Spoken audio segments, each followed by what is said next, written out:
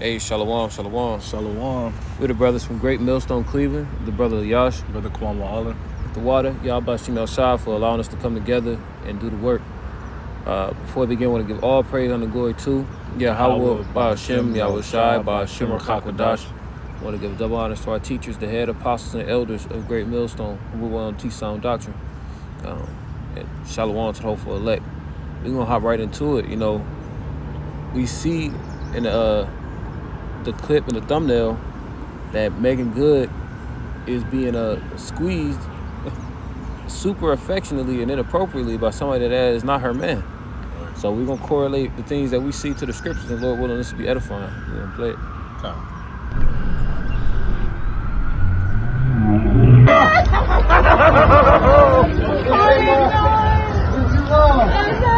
What's up, baby? How you doing? Good to see you, man.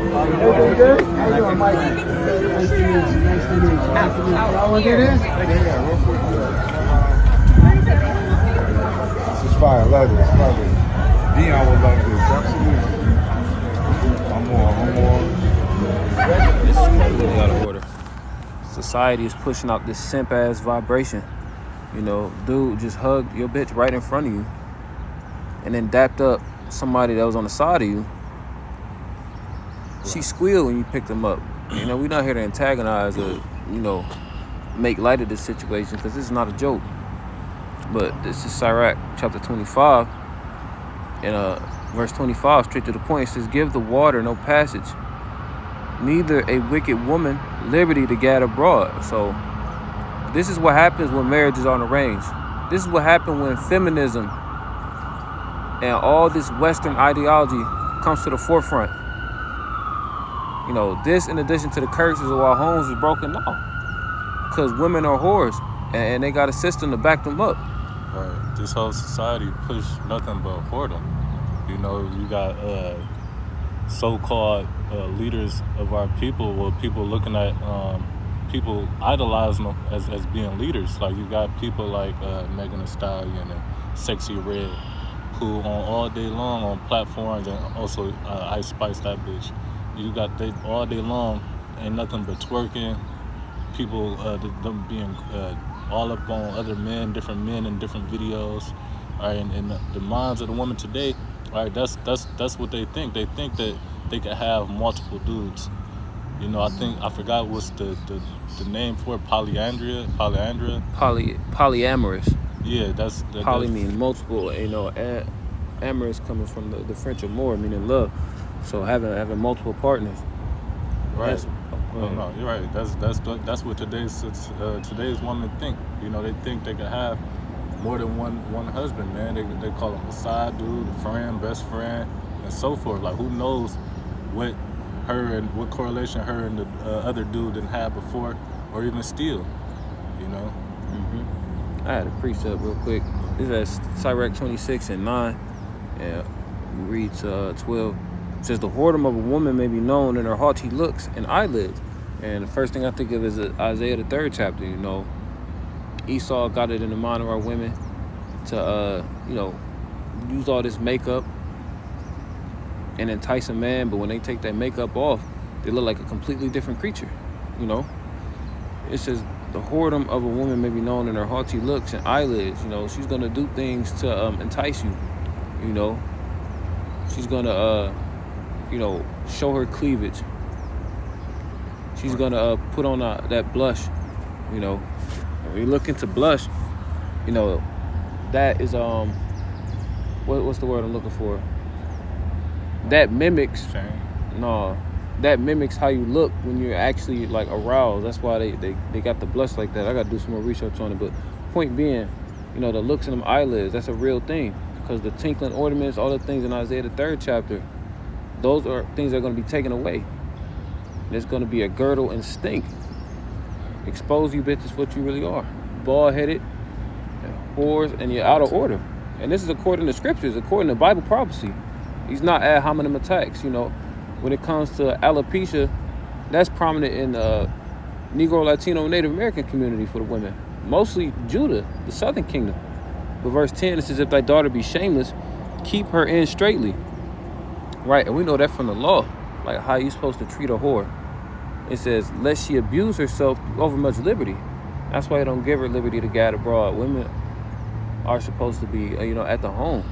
Keepers of the home, watching over the children, making sure that your ways are being enforced when you're not in the home.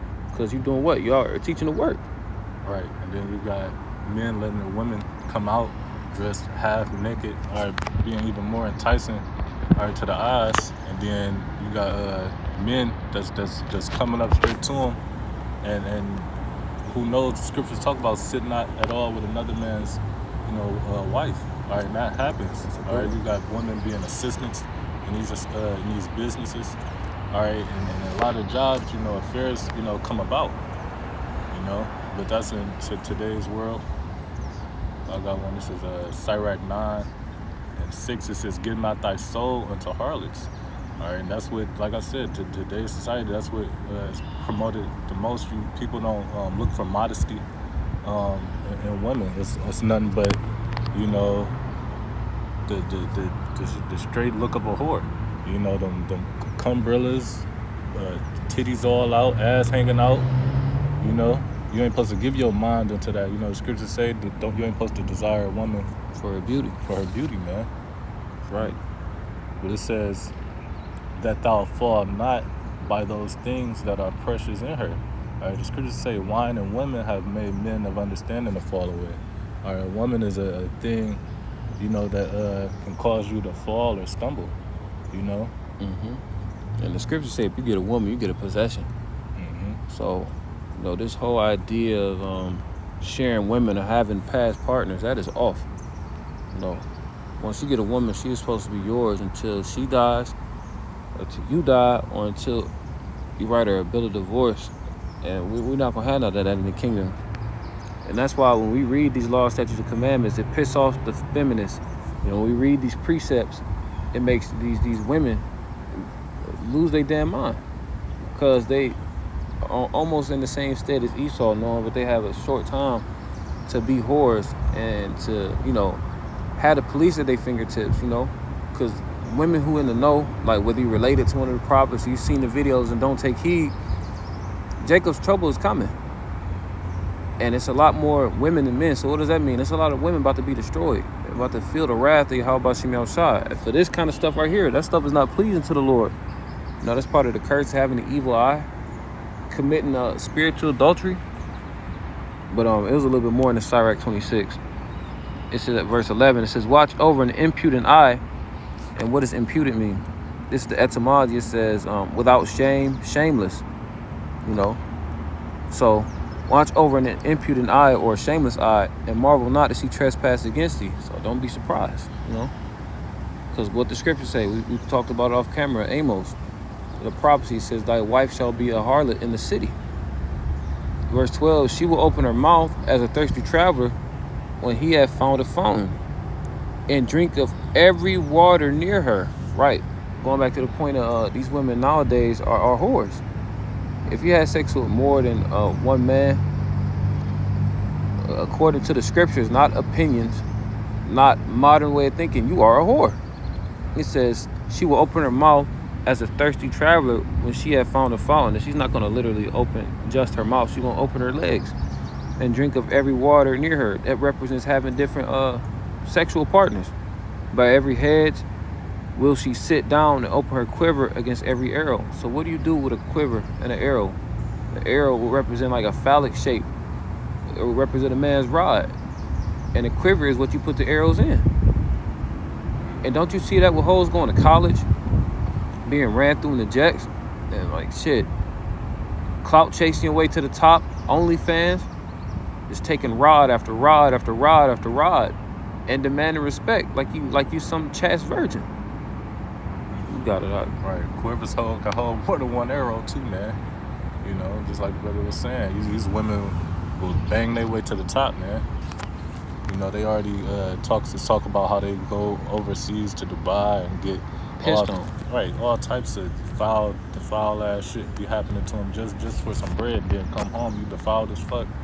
You got women that go on vacations, come back pregnant, man. That's why this place, has to go. But this Sirach 25 and 25, It says, give the water no passage, neither wicked woman liberty to gather abroad.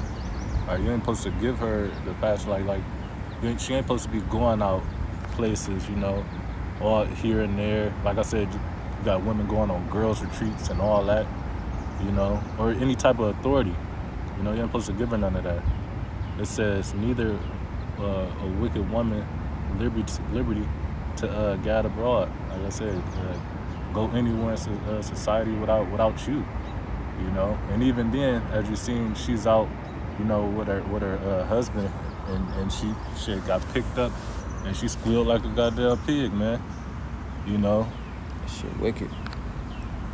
It says, if she go, verse 26, if she go not as thou wouldest have her, and if she ain't listening to you, because the scripture also talks about, if you have a wife after thy mind, and after your mind, you ain't supposed to forsake her, because she's after your mind. But it say right here, it says, if she go not as thou wouldest have her, in a way you ordering her, because she up under your rule, you her Lord. It says, cut her off from thy flesh, and give her a bill of divorce and let her go. But we know the only way you're supposed to really let a woman go is if, she commit adultery, Mm-hmm. But, like the brother was saying, these women ain't our women. It's just our turn for the most part. But, deal with these women accordingly. Deal with them according to wisdom. If she do anything to hinder you from serving the Lord, you let her ass go. Expeditiously.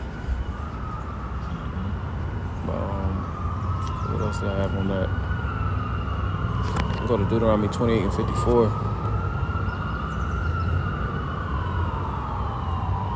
This is Deuteronomy chapter 28 and verse 54. It says, so that the man that is tender among you and very delicate, his eye shall be evil toward his brother, and toward the wife of his bosom, and toward the remnant of his children, which he shall leave. So that's his brother. They both Israelites, So you're not supposed to do stuff like that. He knew what he was doing. He knew exactly what he was doing. That is extremely disrespectful. Right. Chris Brown, he been doing stuff like this too. Taking pictures with women, picking them up, doing all types of stuff. He be into relationships, man. Right. And going back to this verse in 54, so said that the man that is tender among you, that's other Israelite men. I did a lesson yesterday on how we identify with the curses. We know from Deuteronomy 28, 1 and 15, that this is a covenant between us and the Lord. And if we kept it, we would get the blessings. And if we broke it, we would receive the curses. This is one of the curses. Like, just because he didn't come out the same nutsack as you don't mean that's your brother. We all brothers. The 12 tribes of Israel. It says, so that the man that is tender among you and very delicate, his eye shall be evil toward his brother. And is it, help me out, isn't it one about adultery and the curses? Let me look. Breeze through this real quick. Do you have somewhere I found this precept? Can you go to the law or talk about not covenant thy neighbor's wife?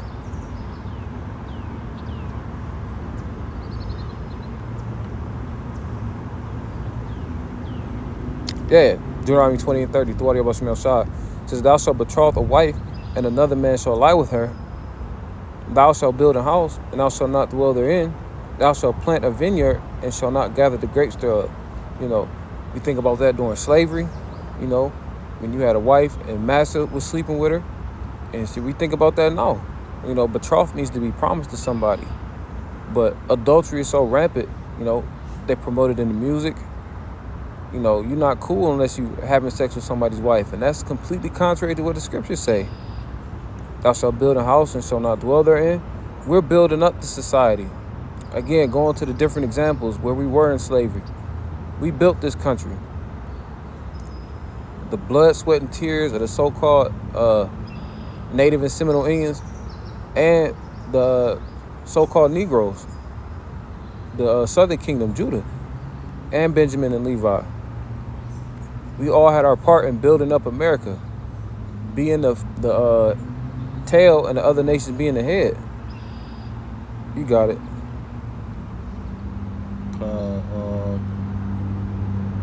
I'm gonna go back to that Sirach 9.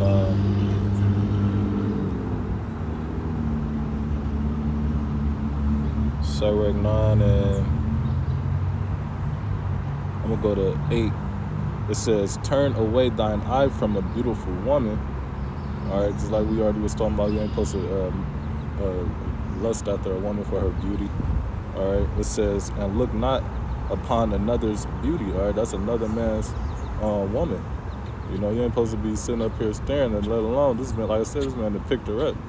All right, and you got people, that's why I said even these social medias give a lot, give way for people to interact and do too much to where it causes, you know, adultery in some type of way, you know.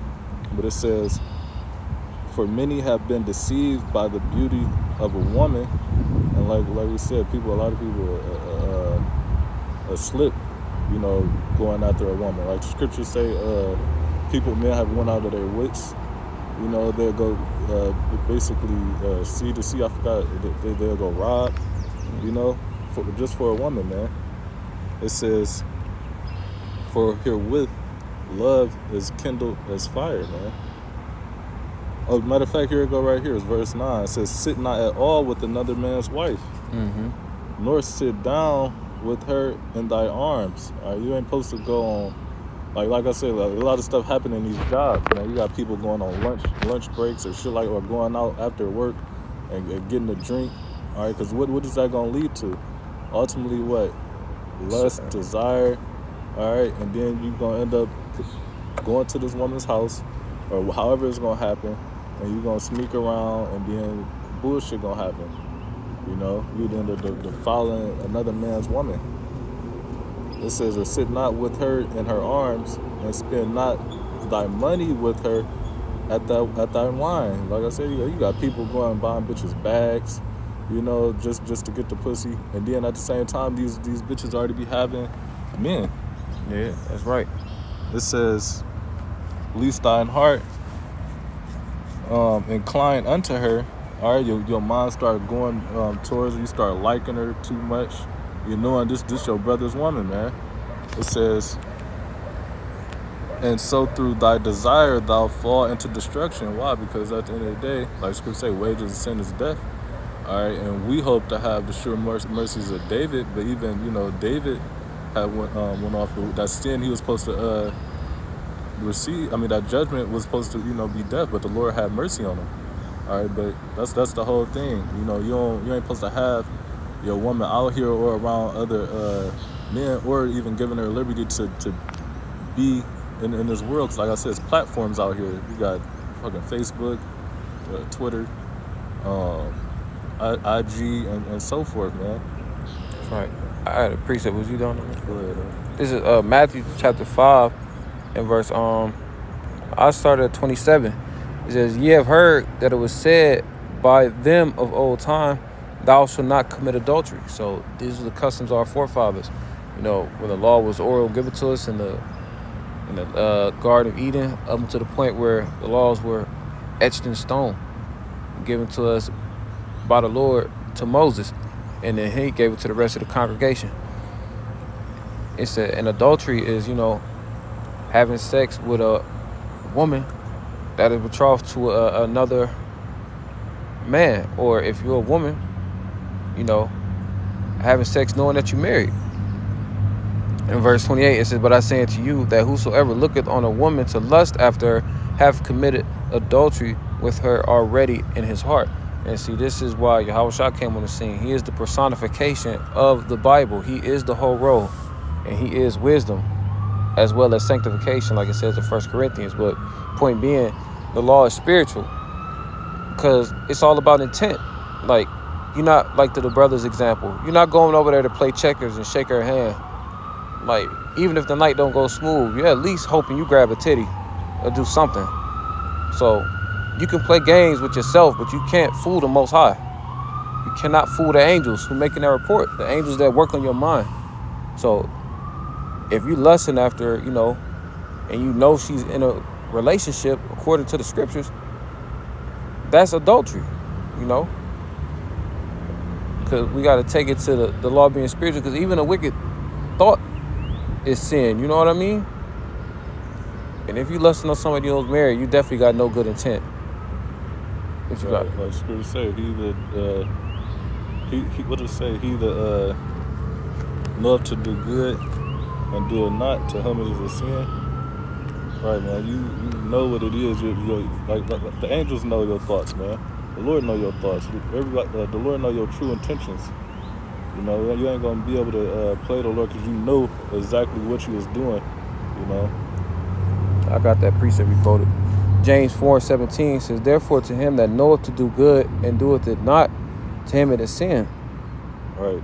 And you know, like I said, you know what the good thing to do is what to, like if that man when he hugged Megan Good, he wasn't supposed to do that shit. Or he knew he wasn't supposed to do that shit, but he ended up doing it anyway. Yeah, he had an evil eye toward his brother, and she had an evil eye toward her husband. Bring that back out. You had something? All right, going back to Deuteronomy 28:56. It says, "The tender and delicate woman among you, which would not adventure to set the sole of her foot upon the ground for delicateness and tenderness, her eyes shall be evil toward the husband of her bosom, and toward her son, and toward her daughter." So, right, all this hate and animosity we got towards our people is as a result of us breaking the contractual agreement via the covenant. And that's why we're dealing with the curses now. So it doesn't matter if you're a celebrity. You could be wealthy, some way, somehow, you're still going to experience the curses. Going back to Deuteronomy 28:45,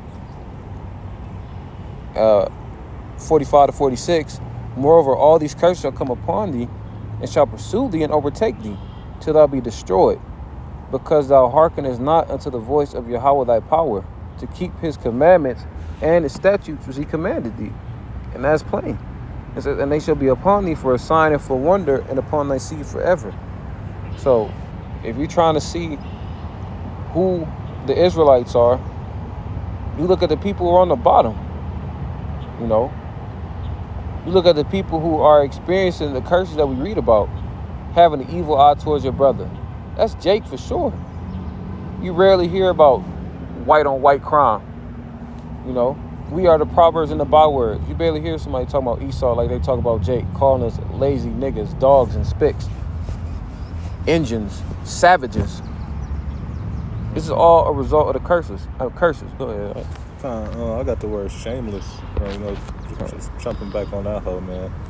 So she obviously ain't she shamefaced. All right, but she's shameless. All right, it says, this is the Edamon Online. It says shameless. It says lacking a sense of decency.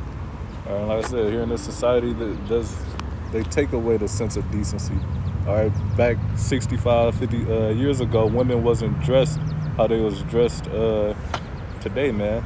You know, women wore dresses. All right, they was in the house. All right, they respected and honored their husband.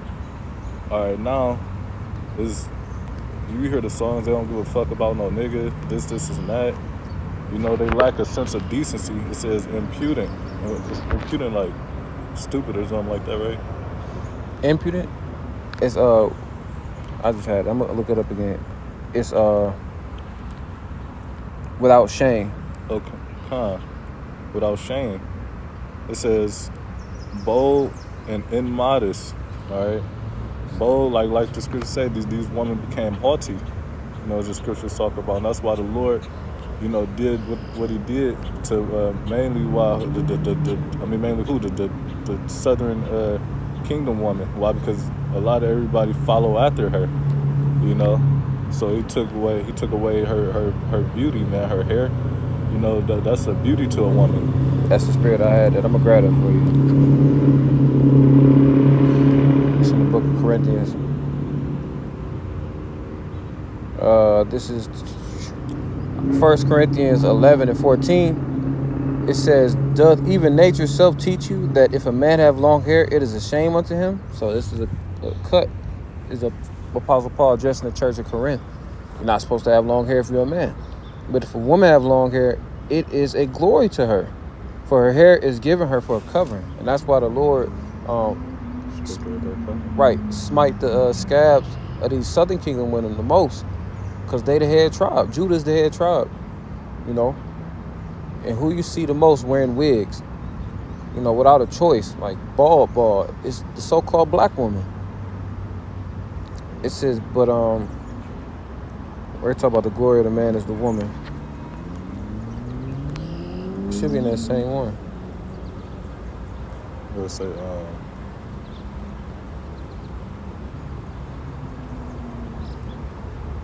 It's 11:7. I should have kept reading. For a man indeed ought not to cover his head, for as much as he is the image and glory of our power, but the woman is the glory of the man. Right, so the woman has her hair to glory in, and you are our glory. But via the curses, it's not like that, you know.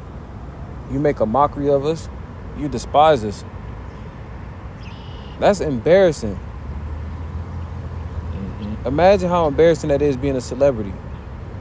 But like that happened every day to your run-of-the-mill Jakes, you know.